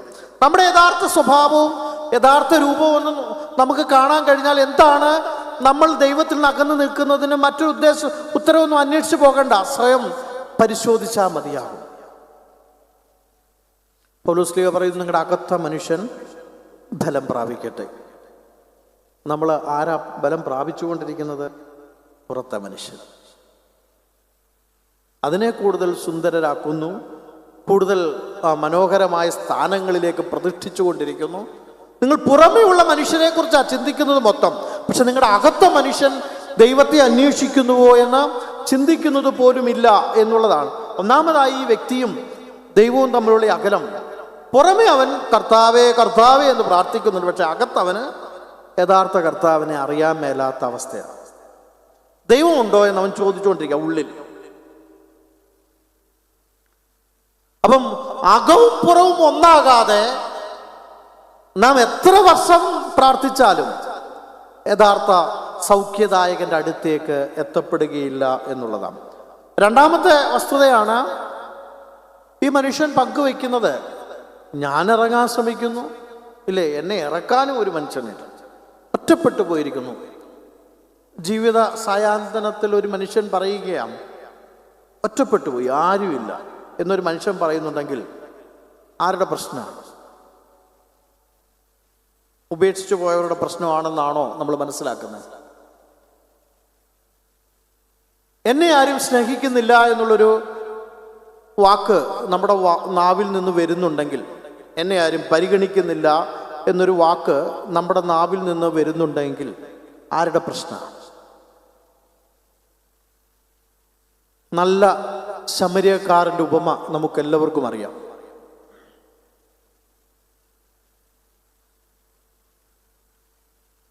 അവസാനം യേശുദമ്പുരാൻ ചോദിക്കുന്നുണ്ട്, ആരാണ് അവന് അയൽക്കാരനായിരുന്നത് എന്ന്. ഉടനെ ആ വ്യക്തി എന്ത് പറഞ്ഞു? കഥ കേട്ടവൻ എന്ത് പറഞ്ഞു? അവനെ സഹായിച്ചവനെന്ന്. യേശുദമ്പുരാൻ എന്ന ഉത്തരം പറഞ്ഞേ, നീയും പോയി അങ്ങനെ ചെയ്യുക. ഇല്ല, അങ്ങനല്ലേ പറഞ്ഞേ? അങ്ങനെ തന്നെയാണ് പറഞ്ഞേക്കുന്നത്. നീയും പോയി നല്ല എൻ്റെ അയൽക്കാരൻ ആരാണ് എന്നുള്ള ചോദ്യത്തിന് ഉത്തരമായി ആ ഉപമ പറഞ്ഞതിന് ശേഷം അവനെ കൊണ്ട് തന്നെ ആരാണ് നല്ല സഹായം, അതായത് ആപത്തിൽ അവനെ സഹായിച്ച് അവനെ സത്രത്തിലാക്കിയ വ്യക്തിയാണ് അവൻ്റെ അയൽക്കാരൻ എന്ന് പറഞ്ഞു. അപ്പം ഇവനോട് പറഞ്ഞു, നീയും പോയി അങ്ങനെ ചെയ്താൽ ഇല്ലേ എന്ന് പറഞ്ഞാൽ അതിൻ്റെ അർത്ഥം എന്നാ? അടി കൊണ്ടിട്ട് റോഡിൽ കിടക്കണമെന്നാണോ? സത്രത്തിലാക്കുന്നവനാകണം എന്നല്ലേ? നല്ല അയൽക്കാർ. ഈ വ്യക്തിക്ക് എന്താ ഒറ്റപ്പെട്ടു പോയത്? ഈ വ്യക്തി മുകളിൽ നിന്ന് കെട്ടിയിറക്കപ്പെട്ട മാലാഖയൊന്നുമല്ല, സമൂഹജീവിയാണ്. ഭാര്യ ഉണ്ടാവാം, സഹോദരങ്ങളുണ്ടാകാം, മാതാപിതാക്കളുണ്ടാകാം, സ്നേഹിതരുണ്ടാകാം. ഒരു സമൂഹ മധ്യത്തിലാണ് ജീവിച്ചത്. എന്തേ അവരെ ഒന്നും നേടാൻ കഴിയാഞ്ഞത്? നമ്മൾ കഴിഞ്ഞ ഞായറാഴ്ച വായിച്ചു അല്ലേ? പത്രോസിനെയും യാക്കോബിനെയും അന്ത്രയോസിനെയും ഒക്കെ വിളിച്ചിട്ട് എൻ്റെ പിന്നാലെ വരിക, മനുഷ്യരെ പിടിക്കുന്നവരാക്കാം അല്ലേ?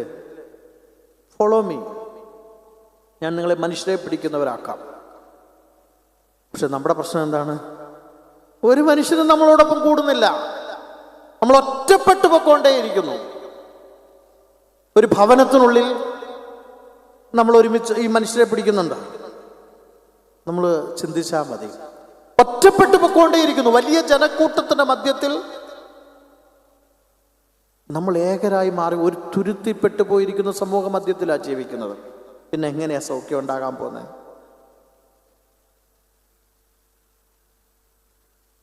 ചേർത്ത് പിടിക്കാൻ മനസ്സില്ലാത്ത ഒരു വ്യക്തിക്ക് എങ്ങനെയാ സൗഖ്യം ഉണ്ടാകാൻ പോകുന്നത്?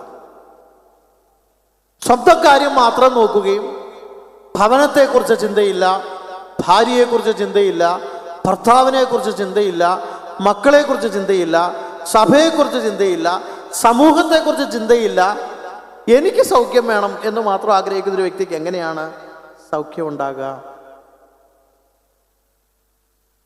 എന്തേ ഈ 38 വർഷം കൊണ്ട് ഒരു സുഹൃത്തിനെ നേടാൻ കഴിയാതെ പോയത് ഈ രോഗിക്ക്? ആരോഗ്യമില്ലായിരുന്നു, സാഹചര്യങ്ങളില്ലായിരുന്നു, ഒരു വ്യക്തിയോടും മിണ്ടാതെ ഒരു തുരുത്തിനുള്ളിൽ പെട്ടിരിക്കുകയായിരുന്നു. നമ്മൾ പറയും അല്ലേ, എനിക്ക് ആ ജോലി തന്നായിരുന്നെങ്കിൽ ഞാൻ കൂടുതൽ അങ്ങ് പ്രവർത്തിച്ചേനെ എന്ന്. ഞാൻ ഇത് ഇവിടെ ആയിരുന്നെങ്കിൽ, ഈ വീട്ടിലായിരുന്നെങ്കിൽ കൂടുതൽ പ്രവർത്തിച്ചേനെ. ഇങ്ങനെ ഒരു സാഹചര്യത്തിലായിരുന്നെങ്കിൽ ഞങ്ങൾ കുറച്ചുകൂടെ ഇത് ഉള്ളെടുത്തല്ലേ. അത് കർത്താവ് പറയുന്നില്ലേ, നിന്റെ കയ്യിൽ തന്നത്. അതുകൊണ്ടാ ഗ്രിഗറി ഓഫ് നീസ പറയുന്നത് 5, 2, 1 അല്ലേ, താലന്തുകൾ കൊടുത്തു. 5 കിട്ടിയവൻ 10 ആക്കി, 2 കിട്ടിയവൻ 4 ആക്കി, 1 കിട്ടിയവൻ 1 ആക്കിയില്ല, 1 കൊടുത്തുള്ളൂ. ഗ്രിഗറി ഓഫ് നീസ പറയുകയാണ്, ഈ 1 കിട്ടിയവൻ എന്തെങ്കിലും ദോഷം യജമാനനോട് ചെയ്തോ? അവൻ തന്നെ പറയുന്നുണ്ട്, നീ കഠിനഹൃദയനായ മനുഷ്യനായിരിക്കെ നിന്റെ പണം നഷ്ടപ്പെടുത്തിയാൽ ശിക്ഷിക്കപ്പെടും, എന്നെ പുറത്താക്കപ്പെടും എന്ന് ഭയന്നിട്ടാണ് ഞാൻ ഈ 1 രൂപ കുഴിച്ചു വെച്ചത്. ഗ്രിഗറി ഓഫ് നീസ പറയുന്നുണ്ട്, ഈ 1 കിട്ടിയവൻ യജമാനന്റെ ഒരു തുക നഷ്ടപ്പെടുത്തിയില്ല, അവന്റെ തുക അതേപോലെ കൊടുത്തു. പക്ഷെ യജമാനൻ എന്ത് ചെയ്ത് അവന്റെ 1 രൂപയുടെ മേടിച്ചിട്ട് അവനെ പുറത്താക്കി.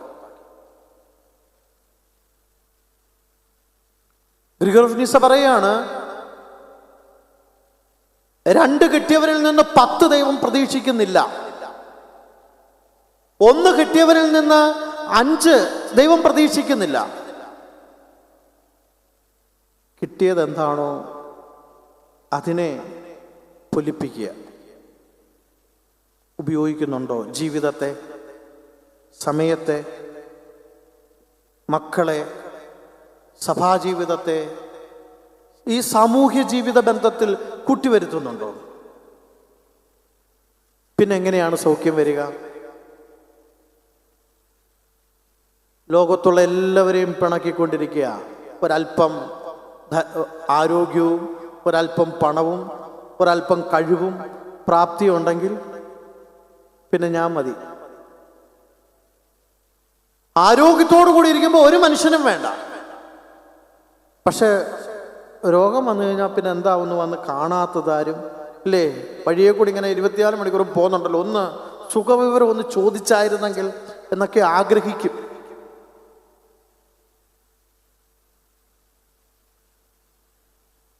അതുകൊണ്ടാ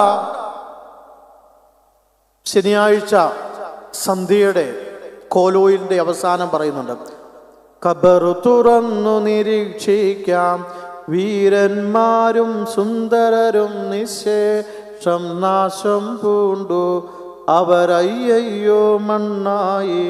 കർത്താവേ സഹതാപം നിൻ പ്രതിരൂപത്തോടു തോന്നണമേ. പോയി സെമിത്തേരി പോയി കബറ് തുറക്കുക. അവിടെ രൂപമില്ല, ഭാവമില്ല. അവിടെ രാജാവും സുന്ദരരായിട്ടുള്ളവരും ബലഹീനനും ഒക്കെ ഒരേപോലെ ആയി പോയിട്ടുണ്ട്. അവന് മണ്ണായി. നാം എന്തിനു വേണ്ടിയാണ് ഗർവുകളുടെ മധ്യേ ജീവിച്ചിട്ട് സൗഖ്യത്തിന് വേണ്ടി ദൈവസന്നിധി വരുന്നത്? പ്രതികാരവാഞ്ചയോടും അല്ലേ സമശിക്ഷാപതിൽ അകപ്പെട്ടിട്ടും ദൈവത്തെ ഭയമില്ലാതെ അല്ലേ. അങ്ങനെ ഒരു ന്യായാധിപൻ ഉണ്ടായിരുന്നല്ലോ. 1000 കടപ്പെട്ടപ്പോൾ അവൻ്റെ മുമ്പിൽ കാലെ പിടിച്ചു. അവൻ 1000 ഇളച്ചു കൊടുത്തു. തിരികെ വരുമ്പം 100 കടപ്പെട്ടവൻ്റെ കുത്തിന് പിടിച്ചു. അപ്പം ഇത് യജമാനൻ അറിഞ്ഞു. എന്നിട്ട് ചോദിച്ചു, ഞാൻ നിനക്ക് ഇളച്ചു തന്നില്ലേ, പക്ഷെ നീ എന്താ ഇളച്ചു കൊടുക്കാത്തെ? അവിടെ അവസാനിപ്പിക്കുന്ന ഇങ്ങനെയാ. യജമാനൻ ഭടൻ സേവകൻ തടവറ കാവൽക്കാരനും ഏൽപ്പിക്കും. അവസാനത്തെ ചില്ലിക്കാശ് കൊടുത്ത് തീർക്കുവോളം നീ ആ തടവറയിൽ കിടക്കും. സാമൂഹ്യ ജീവിതമാണ് നമുക്ക് ദൈവം നൽകിയത്. മനുഷ്യനൊരു സമൂഹ ജീവിയാണ്. നേടാനല്ലാതെ നഷ്ടപ്പെടുത്താൻ ദൈവം ഒന്നും തന്നിട്ടില്ല. നമ്മളായിരിക്കുന്ന ഇടങ്ങളിൽ. പക്ഷെ നാം എങ്ങനെയാ? മനുഷ്യരെ പിടിക്കുന്നവർ ആക്കാൻ വേണ്ടി വിളിച്ചവരാ നമ്മളെല്ലാവരും. സ്വന്തം കൂടെ നടക്കുന്നവരെ നേടാൻ കഴിയാതെ നമ്മൾ എങ്ങനെയാ ഇനി വലിയ സൗഖ്യം നേടാൻ കഴിയുന്നത്?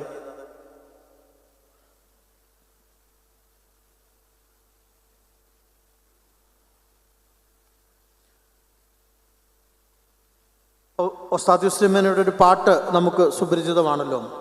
ധനവാനെ ബലവാനെ ധനവാനെ ബലവാനെ ലാസറിനെ മറക്കല്ലേ ലാസറിനെ മറക്കല്ലേ. ആ പാട്ട് നമുക്കറിയാം അല്ലേ? അതൊരു ഉപമയാണ്. ഒരു സഭാപിതാവ് പറയുന്നുണ്ട്,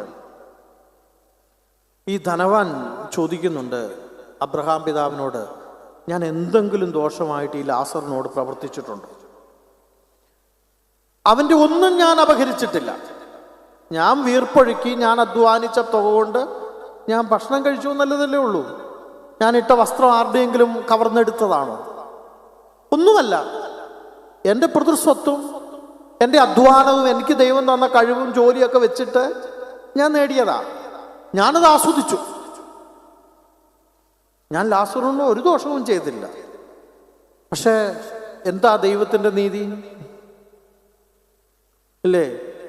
എന്തിനാണ് ഈ ധനവാനെ പിടിച്ച് നരകത്തിലോട്ട് വിടുന്നത്, ലാസറിനെ സ്വർഗരാജ്യത്തിലേക്ക് കയറ്റിയത്?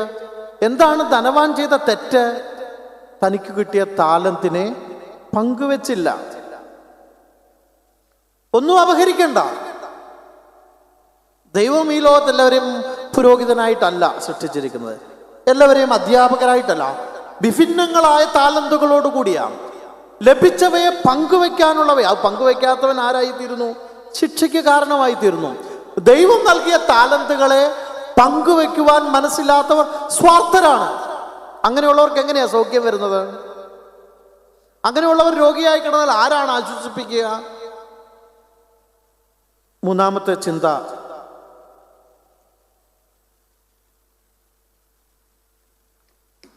ഇദ്ദേഹത്തിൻ്റെ ആത്മീയ കാഴ്ചപ്പാടിലെ വികലതയാണ്.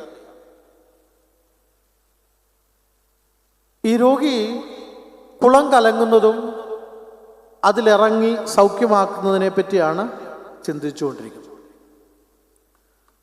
കുളം കലക്കുന്ന ദൈവത്തെ അവൻ അറിയത്തില്ല. ഇത് തന്നെയാണ് നമ്മുടെ മൂന്നാമത്തെ പ്രശ്നം, ദൈവവുമായിട്ടുള്ള അകലം. ദൈവത്തെ അറിയാത്ത സമൂഹമായി, കൾട്ടുകളായി നമ്മൾ മാറിക്കൊണ്ടിരിക്കുകയാണ്. യഥാർത്ഥ ദൈവത്തെ അല്ല പലപ്പോഴും നമ്മൾ പിൻപറ്റുന്നത്. നമ്മൾ തന്നെ ഉണ്ടാക്കി വെച്ചിരിക്കുന്ന വിഗ്രഹങ്ങളുടെ പുറകെയാണ്. അത് രൂപങ്ങളല്ല വിഗ്രഹം എന്ന് പറയുന്നത്. നമ്മുടെ ഉള്ളിൽ ഉണ്ടാക്കിയിരിക്കുന്നതാണ്. ഇതാണ് ഇല്ലേ ശരി എന്ന് വിചാരിക്കുന്ന തൻ്റെ ഇടമാണ് ദൈവത്തിൻ്റെ വഴിയെന്ന് വിചാരിക്കുന്ന വ്യാഖ്യാനത്തിൻ്റെ ഗർവ്. നയമാൻ എന്ന് പറയുന്ന സൈന്യാധിപൻ്റെ കഥ നമുക്ക് പരിചിതമാണല്ലോ. കുഷ്ഠരോഗിയായ നയമാൻ തൻ്റെ നാട്ടിലുള്ള വൈദ്യന്മാരെ അടുത്ത് പലയിടത്തും പോയിട്ടും സൗഖ്യമാകുന്നില്ല. തൻ്റെ ഭവനത്തിലെ കൊട്ടാരത്തിലെ ദാസ്യപ്പെൺകുട്ടി യജമാനത്തിയോട് പറഞ്ഞു, യജമാനനോട് എൻ്റെ നാട്ടിലൊരു പ്രവാചകനുണ്ട്, അവനെ പോയി കണ്ടാൽ യജമാനന് സൗഖ്യം വരും. ഇല്ലേ? എല്ലാ ഭടന്മാരും എല്ലാം വലിയ ഒരുക്കത്തോടു കൂടി പ്രവാചകനെ കാണാൻ പോയി. പ്രവാചകൻ നേരിട്ട് പോലും കണ്ടില്ല. പ്രവാചകൻ തൻ്റെ ബാല്യക്കാരന് പറഞ്ഞു 7 പ്രാവശ്യം യോർദാനിൽ മുങ്ങാൻ. നയമാൻ പറഞ്ഞു, എൻ്റെ നാട്ടിൽ വളരെ പരിശുദ്ധമായ വെള്ളമുള്ള ജലാശയങ്ങളുണ്ട്. ഞാൻ ഇത്ര കഷ്ടപ്പെട്ട് വന്നിട്ട് ഈ കുളത്തിൽ മുങ്ങാനാണോ? ഇത് മുങ്ങാൻ വേണ്ടിയാണോ ഞാൻ അവിടുന്ന് ഇവിടം വരെ ഇത്ര വലിയ ആരവത്തോടു കൂടി, ഇത്ര വലിയ ഒരുക്കത്തോടു കൂടി, സന്നാഹത്തോടു കൂടി വന്നത്? ആ പ്രവാചകനെ ഒന്ന് കണ്ടിട്ട് തലയ്ക്കൊന്ന് കൈവെക്കുമെന്നോ അല്ലെങ്കിൽ എന്നെ കൊണ്ട് അവിടെ മുട്ടുകുത്തിച്ച് 3 പ്രാവശ്യം ഉഴുന്ന് നടക്കാൻ പറയുമെന്നൊക്കെയാണ് ഞാൻ വിചാരിച്ചത്. ഇത് എന്നെ കാണാൻ പോലും ഇരിക്കുന്നത്. അവൻ വളരെ കോപിഷ്ഠനാവുകയാണ്. ഒരു ഭടനാണ് അവനോട് പറയുന്നത്, യജമാനനെ, പ്രവാചകൻ വലിയൊരു കാര്യം പറഞ്ഞായിരുന്നെങ്കിൽ അങ്ങ് അത് ചെയ്യുകയില്ലേ? ഇത് നിസ്സാരമായതുകൊണ്ടാണോ? നയമാൻ പോയി ഇല്ലേ, യോർദാനിൽ 7 പ്രാവശ്യം മുങ്ങിയപ്പം സൗഖ്യമായി. എന്താണ് ഈ കഥ സൂചിപ്പിക്കുന്നത്? യോർദാനിൽ പോയാൽ സൗഖ്യമാകുമെന്നാണോ? സൗഖ്യമാക്കുന്ന ദൈവത്തെ അറിഞ്ഞാൽ മതി. ദൈവവുമായിട്ടുള്ള നമ്മുടെ ബന്ധം യഥാർത്ഥത. അതുകൊണ്ടാണല്ലോ എമ്മാവൂസിലേക്ക് പോകുന്ന ശിഷ്യന്മാരോടൊപ്പം അവൻ സഞ്ചരിച്ചിട്ട് അവർക്ക് മനസ്സിലായില്ല. അവസാനം അപ്പം മുറുക്കി കൊടുത്തപ്പോൾ ഇല്ലേ, അവൻ നമ്മളോട് സംസാരിക്കുമ്പോൾ നമ്മുടെ ഹൃദയത്തിനുള്ളിൽ കത്തിക്കൊണ്ടിരിക്കുകയല്ലായിരുന്നു. കൂടെ നടക്കുന്ന ദൈവത്തെ മനസ്സിലാക്കാതെ വന്നാൽ ഇല്ലേ, എവിടെയാ നമ്മളിങ്ങനെ തെരാപ്പാര ഓടിക്കൊണ്ടേയിരിക്കും.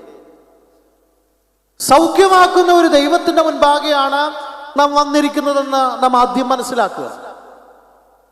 ആ ദൈവത്തെയാണ് നമ്മൾ അറിയേണ്ടത്, ആ ദൈവത്തെയാണ് പിൻപറ്റേണ്ടത്. അല്ലാതെ മറ്റൊരു മാതൃകയില്ല, മറ്റൊരു വഴിയുമില്ല, മറ്റൊരു സ്ഥലവുമില്ല. ഞാൻ തന്നെ വഴിയും സത്യവും ജീവനുമാകുന്നു. അല്ല മറ്റൊരാളെ അതിന് ഫലമേൽപ്പിച്ചിട്ടൊന്നുമില്ല. ഞാനാണ് സൗഖ്യമാക്കുന്നവൻ. അപ്പൊ എന്നെ നിങ്ങൾ എപ്പോൾ കാണുന്നോ അപ്പോൾ നിങ്ങൾക്ക് സൗഖ്യമാവും. നിങ്ങൾ ഇവിടുത്തെ വ്യക്തികളിലേക്കും ഇടങ്ങളിലേക്കും ഒക്കെ നിങ്ങളിങ്ങനെ ചിതിലമായി പോകുമ്പോൾ, നിങ്ങളുടെ വിശ്വാസം മാറിപ്പോകുമ്പോൾ ഇല്ലേ, നമ്മൾ ഹോസ്പിറ്റലിൽ പോവുകയാണ്. അവിടെ ഒരു ഡോക്ടർ ഉണ്ടാകും, പ്രഗത്ഭനായ ഡോക്ടർ. അദ്ദേഹം നമ്മുടെ രോഗവിവരം മനസ്സിലാക്കി ഈ മരുന്ന് കഴിച്ചാൽ സൗഖ്യമാകുമെന്ന് വിചാരിച്ചു. നമ്മൾ സൗഖ്യമായി. ഡോക്ടറെയാണോ പ്രശംസിക്കേണ്ടത്, മരുന്നിനെയാണോ?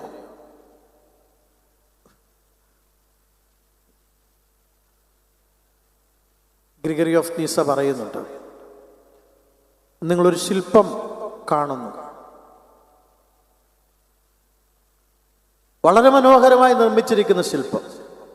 നിങ്ങളതിൻ്റെ കൊത്തുപണികൾ കണ്ടിട്ട് നിങ്ങൾ ആ ശില്പി എത്ര കഴിവുള്ളവനെന്ന് പ്രശംസിക്കുന്നു.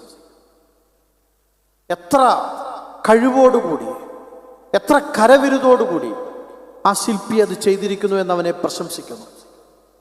ഗ്രിഗറിയോനീസ പറയുകയാണ്, എന്നാൽ ശില്പിക്ക് ആ കഴിവ് കൊടുത്തവനെ നിങ്ങൾ ഒരു നിമിഷം പോലും ഓർക്കുന്നില്ല. നിങ്ങൾ ശില്പത്തെ കാണുമ്പോൾ ശില്പിയെ പ്രശംസിക്കും, പക്ഷെ ശില്പിക്ക് ആ ജ്ഞാനം കൊടുത്ത, കരങ്ങൾക്ക് ശക്തി കൊടുത്ത, ആ വൈദഗ്ധ്യം കൊടുത്ത ദൈവത്തെ നിങ്ങൾ കാണാറില്ല. അവൻ 1000 ശില്പിമാരെ ഉണ്ടാക്കാൻ കഴിയുമെന്ന് നിങ്ങൾ ഒരിക്കലും വിശ്വസിക്കുന്നില്ല. നിങ്ങൾ ആ ഈ ഒരു ഒറ്റ ശില്പിയിൽ വലിയവനായ ദൈവത്തെ ചുരുക്കുന്നു. പിന്നെ എങ്ങനെയാണ് നിങ്ങൾക്ക് ഈ ശില്പത്തിൽ കൂടി വലിയ ശില്പിയെ കാണാൻ കഴിയുന്നതെന്ന് ഗ്രിഗറി ഓഫ് നീസ പറയുന്നു. നിങ്ങൾ അതുകൊണ്ട് കെട്ടിടം മൊത്തം ചുറ്റിക്കാണും, അതിൻ്റെ കൊത്തുപണികളും അതിൻ്റെ അലങ്കാരങ്ങളും കാണും. അത് നിർമ്മിച്ച മേശിരി അന്വേഷിച്ച് നിങ്ങൾ നടക്കും. പക്ഷേ ദൈവത്തിൻ്റെ കഴിവാണ് അങ്ങനെ ഒരു വ്യക്തിയെ കൊടുത്തതെന്നും ഇവിടെ നിർമ്മിക്കാൻ പര്യാപ്തമായതും ഇന്നും അത് നിലനിൽക്കുന്നതും ഇല്ലേ, മഴയും മഞ്ഞും ഒക്കെ കൊണ്ടിട്ടും അത് നിലനിർത്തുന്നതും ദൈവമാണ് എന്ന് പറയുന്ന യഥാർത്ഥ മേശിരിയെ നിങ്ങൾ അന്വേഷിക്കുന്നതേ ഇല്ല. പിന്നെ എങ്ങനെയാണ് സൗഖ്യം വരിക?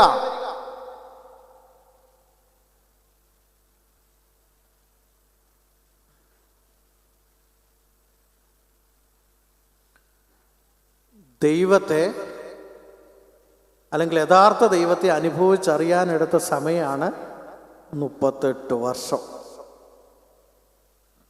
യഥാർത്ഥ ഇല്ലേ, കുഞ്ഞായിരുന്നപ്പോൾ, യുവാവായിരുന്നപ്പോൾ, ജോലി അല്ലേ പിന്നെ പ്രവർത്തിച്ചു കൊണ്ടിരുന്നപ്പോഴൊക്കെ നിരവധി അനുഭവങ്ങൾ കൂടി വന്നിട്ട് അവസാനം കട്ടിലേലിരിക്കുമ്പോൾ മനസ്സിലാക്കിയാണ് നത്തിങ്, എന്ത് നേടി. അപ്പോഴാണ് അവൻ യഥാർത്ഥ ദൈവത്തെ ഇല്ലേ ഇത്രയും വർഷം ഓടിയ പള്ളികളിലും പുരോഹിതന്മാരിലും ആചാര്യന്മാരിലും ഒക്കെ അന്വേഷിച്ച് നടന്ന ദൈവത്തെ അവസാനം കട്ടിലിൻ്റെ പടിക്കൽ ഇരിക്കുമ്പോഴാണ് ദൈവമേ ഇല്ലേ നീ എൻ്റെ കൂടെ ഉണ്ടായിരുന്നോ എന്നപ്പോഴാണ്, നീ മാത്രമേ ഉള്ളൂ കൂടെ ഇപ്പം. അപ്പം പുസ്തകങ്ങളും പ്രാർത്ഥനാ പുസ്തകങ്ങളും ഒക്കെ എടുക്കാൻ തുടങ്ങും. അപ്പോൾ അതിനകത്ത് വാക്കുകൾക്കൊക്കെ വളരെ അർത്ഥം തോന്നും, പാട്ടുകൾക്കൊക്കെ ഈണം തോന്നും ഇല്ലേ, പ്രായമാവും തോറും. അതുവരെ എത്ര പ്രാവശ്യം നമ്മൾ കേട്ടാലും തലയിലും കയറത്തില്ല. അപ്പം വേദവാക്യങ്ങളുടെ അർത്ഥത്തിൻ്റെ തലങ്ങൾ നാം ആരും വിവേചിച്ചറിയാത്ത അർത്ഥങ്ങളും ജ്ഞാനവും നമുക്ക് ലഭിക്കും ഇല്ലേ. അതാണ് ഈ രോഗി 38 വർഷം എടുത്ത് ക്രിസ്തുവിനെ അറിയാൻ. എത്രയും വേഗം അറിഞ്ഞാൽ അത്രയും വേഗം സൗഖ്യമാകാം എന്നാണ് സുവിശേഷകൻ പങ്കുവയ്ക്കുന്നത്. നിങ്ങൾ എത്ര വേഗത്തിൽ ഈ സൗഖ്യമാക്കുന്ന ദൈവത്തെ മനസ്സിലാക്കുന്നുവോ അത്രയും വേഗത്തിൽ നിങ്ങൾക്ക് സൗഖ്യമായിട്ട് ഈ കുളക്കരയിൽ നിന്ന് പോകാം. അല്ലെങ്കിൽ നിങ്ങൾ ഇനിയും സൗഖ്യമാകാതെ ഇല്ലേ, പശുവിനെ കുറ്റിയടിച്ചിട്ട് അതിന് ചുറ്റും കറങ്ങുന്ന പോലെ കുളത്തിന് ചുറ്റും ഇങ്ങനെ കറങ്ങിക്കൊണ്ടേയിരിക്കും. നിങ്ങൾ ഒരിക്കലും കുളത്തിൽ ഇറങ്ങാനും പോകുന്നില്ല, സൗഖ്യമാക്കാനും പോകുന്നില്ല. സൗഖ്യമാക്കുന്ന ദൈവം കുളക്കര. അതുകൊണ്ടാണ് അടുത്ത ഭാഗം 8-9 വാക്യം അവനോട് കുളത്തിലിറങ്ങാനും പറയുന്നില്ല, ഒന്നും പറയുന്നില്ല, മോനെ കിടക്കെടുത്ത് പൊക്കോളാൻ. അപ്പൊ യഥാർത്ഥ ദൈവം സൗഖ്യമാക്കുന്ന ദൈവത്തെ തിരിച്ചറിഞ്ഞാൽ പിന്നെ കുളവും വേണ്ട, അതിൻ്റെ ഉടമസ്ഥനെ അന്വേഷിക്കേണ്ട, ടേണും അന്വേഷിക്കേണ്ട, സൗഖ്യം റെഡിയാ. പക്ഷെ പ്രശ്നം എന്താണ്? ഈ അകലം മനസ്സിലാക്കാൻ. ഞാൻ എൻ്റെ വാക്കുകൾ ഉപസംഹരിക്കുക. വിശുദ്ധ യോഹന്നാന്റെ സുവിശേഷം 5-ാം അധ്യായം 7-ാം വാക്യം. രോഗി അവനോട്, യജമാനെ വെള്ളം കലങ്ങുമ്പോൾ എന്നെ കുളത്തിലാക്കുവാൻ എനിക്ക് ആരുമില്ല, ഞാൻ തന്നെ ചെല്ലുമ്പോൾ മറ്റൊരുത്തൻ എനിക്ക് മുമ്പായി ഇറങ്ങുന്നു എന്ന് ഉത്തരം പറഞ്ഞു. പ്രത്യക്ഷത്തിൽ തൻ്റെ സൗഖ്യമാകാനുള്ള ആഗ്രഹത്തെയോ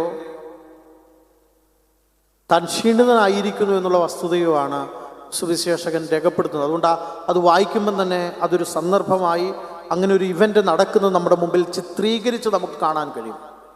എന്നാൽ യഥാർത്ഥത്തിൽ ഈ രോഗിയോട് ക്രിസ്തു ചോദിക്കുന്നത് ഇത്ര മാത്രമാണ്: നിനക്ക് ഏതുതരം പ്രശ്നങ്ങളുണ്ടെങ്കിലും സൗഖ്യമാക്കാൻ പര്യാപ്തവനാകുന്ന ഈ കുളത്തിൻ്റെ കരയിൽ ഇങ്ങനെ നീ ഇത്രയും വർഷം നടന്നിട്ടും നിനക്ക് മാത്രം എന്താ സൗഖ്യമാകാതെ? നീ മാമോദിസ മുങ്ങിയത് തൊട്ടിയിലല്ലേ? നീ തലയ്ക്ക് പിടിച്ച് പ്രാർത്ഥിച്ച വ്യക്തിയല്ലേ? വിവാഹം നടത്തിയത് ഈ പള്ളിയിൽ നിന്നല്ലേ? എല്ലാ കാര്യങ്ങളും നടത്തി ഈ കുളക്കരയിൽ നിന്നല്ലേ? പക്ഷെ എന്താ ഇതൊന്നും അങ്ങോട്ട് ഫലവത്തായി തീരാത്തത്? രോഗി പറയുകയാണ്, യജമാനനെ, ആ കുളവും ഞാനും തമ്മിലൊരു വലിയ അകലമുണ്ടെന്ന് ഞാൻ മനസ്സിലാക്കുന്നു. ഇപ്പോഴാണ് എനിക്കത് അതിൻ്റെ അകലം ഇല്ലേ, ചെറുതായിരുന്നപ്പം വളരെ വേഗത്തിൽ ചാടായിരുന്നു. പക്ഷെ ഇപ്പം പ്രായമായപ്പോഴത്തേക്കും അകലം ഇല്ലേ, ചെറിയ ദൂരമേ ഉള്ളെങ്കിലും തളർത്തിക്കളയും, ഭയങ്കര ദൂരമായി തോന്നും. പണ്ട് ഞാൻ കിലോമീറ്ററുകൾ നടന്നു പൊയ്ക്കൊണ്ടിരുന്നതാണ്, പക്ഷെ ഇന്നിപ്പം ഒരു ചുവട് വെക്കാൻ പറ്റുന്നില്ല. ആരെങ്കിലും ഒന്ന് പിടിച്ച നടക്കാമെന്ന്. അത്ത് പറഞ്ഞപ്പോഴേ അവനോട് പറയുകയാണ്, ഇത്രയും മനസ്സിലാക്കിയാൽ മതി, അകലം ഉണ്ടെന്ന്. ഈ കുളവും നീയും തമ്മിലൊരു അകലം ഉണ്ടെന്ന് മനസ്സിലാക്കിയാൽ മതി, സൗഖ്യം. നമ്മുടെ പ്രശ്നം എന്താണ്? ദൈവവും നമ്മളും തമ്മിലുള്ള അകലത്തെ, സഭയും നമ്മളും തമ്മിലുള്ള അകലത്തെ വേണ്ട വിധത്തിൽ മനസ്സിലാക്കാൻ പറ്റാതെ പോകുന്നതാണ് നമ്മുടെ പ്രശ്നത്തിൻ്റെ അടിസ്ഥാനം. ആ അകലം നമ്മൾ എപ്പം മനസ്സിലാക്കുന്നുവോ, എപ്പോഴാണോ ദൈവവും തമ്മിലുള്ള അകലത്തെ നമുക്ക് കൃത്യതയോടുകൂടി മനസ്സിലാക്കാൻ കഴിയുന്നത്, അന്ന് സൗഖ്യം വീട്ടിലെത്തും. യാതൊരു സംശയവുമില്ല. ഹൃദയം നുറങ്ങിയവർക്ക് യഹോവ സമീപസ്ഥൻ. നമുക്കെന്താ സമീപസ്ഥനാവാത്തെ? ഹൃദയം ഇപ്പോഴും നുറങ്ങിയിട്ടില്ല എന്ന് മാത്രമേ ഉള്ളൂ. കണ്ണിക്കൂടൊക്കെ വെള്ളമൊക്കെ വരും, അതൊക്കെ കൃത്രിമമാണ്. നമ്മുടെ കണ്ണുകളെ നമുക്ക് അടയ്ക്കാം. ദൈവം തമ്പുരാനെ, ഞാൻ തന്നെയാവുന്നു രോഗി. വിവിധങ്ങളായ രോഗങ്ങളാൽ വലഞ്ഞിരിക്കുന്നു. ഒരു രോഗം മറ്റൊരു രോഗത്തിന് കാരണമാകുന്നത് പോലെ ഓരോന്ന് കഴിയുമ്പോഴും ഓരോന്ന് വരുമ്പോഴും ഇപ്പം സൗഖ്യമാക്കാം, വളരെ വേഗത്തിൽ സൗഖ്യമായി കളയാം. കാരണം സൗഖ്യമാക്കുന്ന കുളം എൻ്റെ മുമ്പിലുണ്ടല്ലോ എന്നുള്ള ബോധ്യത്തിൽ ഞാൻ എനിക്ക് ഇച്ഛിച്ചതുപോലെ നടന്നു, ഇഷ്ടമുള്ളതുപോലെ നടന്നു. കുടുംബജീവിതത്തെ ആയാലും വ്യക്തി ജീവിതത്തെ ആയാലും ഏൽപ്പിച്ച ഉത്തരവാദിത്തങ്ങളെ ആയാലും ഇഷ്ടമുള്ളതുപോലെ ഞാൻ ചെലവഴിച്ചു. അതെന്നെ ക്ഷീണിതനാക്കുമെന്നോ എന്നെ ആരും തുണയ്ക്കില്ലാതെയാക്കുമെന്നോ ഞാൻ വിശ്വസിച്ചില്ല. ഞാൻ വിചാരിച്ചത് നീ വളരെ അടുത്ത് സമീപസ്ഥനാണ്. നേർച്ച നേർന്നാൽ, പള്ളിയിൽ പോയി ഒന്ന് കുമ്പിട്ടാൽ, ഒന്ന് മനസ്സുരുക്കി പ്രാർത്ഥിച്ചാൽ പെട്ടെന്ന് സൗഖ്യമാക്കാം. ഇപ്പം പ്രാർത്ഥിക്കുന്നതിനേക്കാൾ നല്ലത് എൻ്റെ തിരക്കുകളും സന്തോഷങ്ങളും ഒക്കെ കഴിഞ്ഞിട്ട് വന്ന് പ്രാർത്ഥിക്കാമെന്ന് വിചാരിച്ചു. എന്നാൽ രോഗി എന്നോട് പറയുന്നു, ഞാനും നീയും തമ്മിലുള്ള അകലം വർദ്ധിക്കും തോറും സൗഖ്യമാകാനുള്ള ദൂരവും വർദ്ധിക്കുന്നു. ദൈവമേ, നീ സമീപസ്ഥനാകുന്നു, പക്ഷേ ഞാൻ വളരെ അകലെയുമായിരിക്കുന്നു. എൻ്റെ ഹൃദയത്തെ അവിടുന്ന് തുടരണമേ, ഭവനത്തെയും വ്യക്തി ജീവിതത്തെയും തുടരണമേ, സൗഖ്യമാക്കണമേ. എന്നെ തന്നെ നിൻ്റെ കയ്യിൽ ഞാൻ വയ്ക്കുന്നു, സമർപ്പിക്കുന്നു. നീ ആ രോഗിയോട് പറഞ്ഞതുപോലെ സൗഖ്യമാകുക, കിടക്കിയെടുത്ത് നടക്കുക എന്ന സൗഭാഗ്യത്തിൻ്റെ ദൈവരാജ്യത്തിൻ്റെ ശബ്ദം കേൾക്കുവാൻ ബലഹീനരായ ഞങ്ങളെയും യോഗ്യരാക്കി തീർക്കണമേ. കേട്ട വചനങ്ങൾക്കായി നിന്നെ സ്തുതിക്കുന്നു. ദൈവമേ, വചനം കേട്ടുവിട്ട് ശിക്ഷയാകുന്നവരെ പോലെ ആകാതെ 30, 60, 100 മേനിയായി വിളങ്ങുവാൻ ഞങ്ങളുടെ ഇടങ്ങളിൽ, വ്യക്തി ജീവിതത്തിൽ, കുടുംബജീവിതത്തിൽ, ഞങ്ങളായിരിക്കുന്ന ഇടങ്ങളിലൊക്കെ വചനത്തെ ശോഭിപ്പിക്കുവാൻ സന്നദ്ധതയും മനഃശക്തിയും ഞങ്ങൾക്ക് തരണമേ. ആയത് പിതാവിൻ്റെയും പുത്രൻ്റെയും പരിശുദ്ധ റൂഹായുടെ നാമത്തിൽ തന്നെ. ആമേൻ.